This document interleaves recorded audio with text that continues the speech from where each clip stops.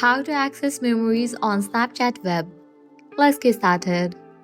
There is no direct way to access your memories using Snapchat web, but there is a trick around. So what you have to do is click on the profile icon given at the top left corner. The front option will appear. Navigate to the option of account settings. Click on that. You will be directed to your profile page. Now scroll down and click on the option of My Data.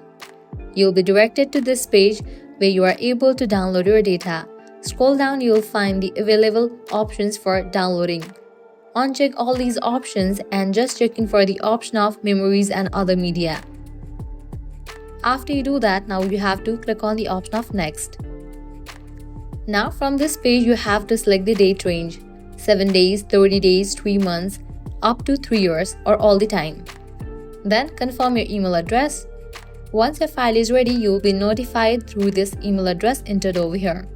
Now you can click on submit, and just with that you have requested for the file download. Once your file is ready, you will be notified through your email address. So keep an eye on your email address. Once you get the file, you can open it, and that will also include the memories. So this is how you can access memories on Snapchat web. If this guide was helpful, do not forget to like, share and subscribe to our channel. Thanks for watching.